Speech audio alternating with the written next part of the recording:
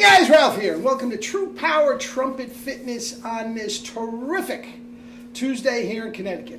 Life's good, man. Life is good. It's frigid, but it is awesome out. Anyway, you saw the thumbnail. Oh, my Mel. Oh, my freaking Mel. This is just incredible. Okay, this is first thing in the morning. My cleaning lady is coming any minute, so I got to get this up because I'm off to the races all day. Haven't played a note. Let's see what we got, and we'll take it from there.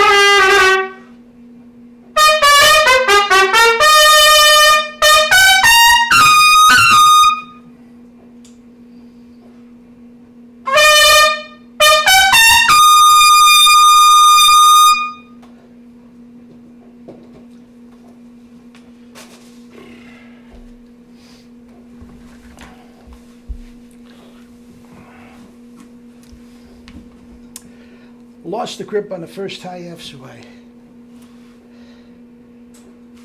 redid it.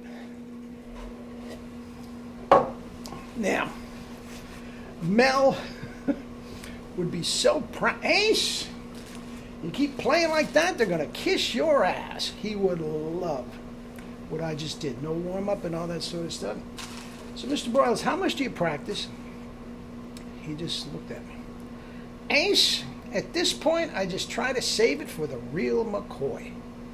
In other words, he doesn't practice at all. Anyway. Oh, my Mel. Now, this is a clip that came from my main man, Mark Lewis. He's a double C guy, physical therapist up in Maine that I befriended through this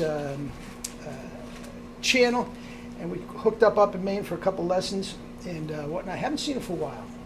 He also has relatives down in Connecticut, and Mark, I think we're going to have to hook up at my place going forward. My mother sold her house.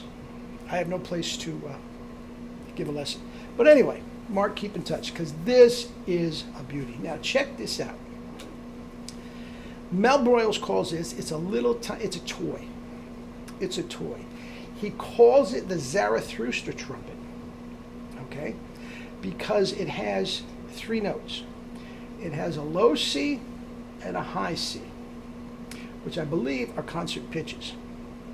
A low C, a high C, and a high F, which means if they are concert pitches, and I'm not sure now that I mention it, that's a high G that he's going to play. Now, listen to the sound he gets on this toy. It is an absolute toy. All right? Unbelievable. The sound he gets on this Zarathustra trumpet. And I believe he actually played it once at the Met. Using that for the Zarathustra. Go bum-ba-da-bum. But he also ends on a high F. It's a concert E flat or an F, whatever, when it doesn't matter. Listen to it. He just holds on it. There is no strain whatsoever. The notion that this guy couldn't play a double C, don't even start with that. Okay? But here is what I want you to do. Now, the entire clip, I don't think is 2 minutes. Okay? Go to the end. There's a couple guys that are talking about this and sort of laughing at the trumpet and all this sort of thing. And one of the guys tries to play it. Now, the guy that tries to play it, I am 99.9% sure, is a professional trumpet player, one of the military bands here in Connecticut. Okay? Now listen to what he sounds like on that, and listen to what Mel sounds like on that. I mean, guys, nothing against the guy. Nothing against, I don't even know his name. I believe he has a channel of his own. Doesn't work for me, but to each his own. And it's all interviews. He doesn't do any playing. So, but if that's the same guy, listen to him. And you don't think Mel Browners was the greatest player that ever lived? The greatest player that ever lived. He could do anything. Why? His chops were sublime. Okay? His chops were about as close to indestructible. And he was a certifiable musical genius. Case closed. Anyway, Mel, I can't believe all these years later, you're still affecting my life. Guys, here's one for you. I told this to my daughter once when she was older. Okay, this is a Mel, and if you are going to be upset by foul language, turn it off here. Okay? But he gave me so many great advice for life in his own way. When I was working in college, I was putting myself through college playing Hasidic weddings and Israeli bands and all this sort of stuff. Made a fortune. Put myself through college. Anyway, Mel, when I was studying with Mel, there was one of these band leaders who was really screwing me out of money. Okay? He didn't play, he wasn't part of the union, and I knew that going in, so I'm not going to complain. But come time, he said, oh, no, that job we only played 4 hours, not 6. You know, he's just screwing me out of money. So I go in once, 20 years old. And I'm moaning to Mel.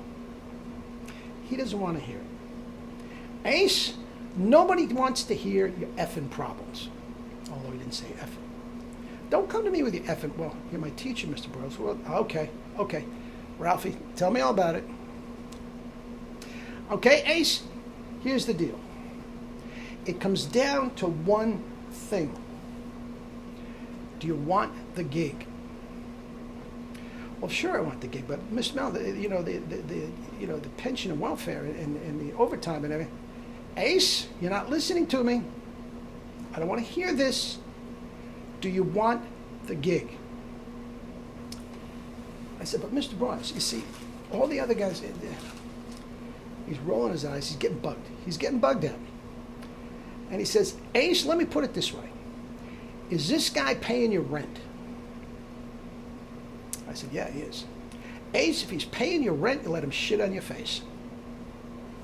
Now, all the other guys, the trumpet players, when they hear these Mel-isms, got offended. I'm not paying for this. That is the greatest advice I ever got. How crass it may be, and I told this to my daughter, and she swears by it today. Literally and figuratively, swears by it. And that guy's, hey, nobody wants to hear your effing problems. They just don't. They may be, that's what your spouse is for. Nobody wants to hear your problems. Okay? And number 2, if you don't want the gig, don't take the gig. But don't go to the gig, take the money, and complain about the gig. Ace, if he's paying your rent, you let him poop on your face. Mel, God bless you. And listen, I got off the topic, but I'm telling you, the effect this man had on my life is incredible. Wait till you hear the link down below. Eat and drink fruits and vegetables and live your life with true power. Love you all.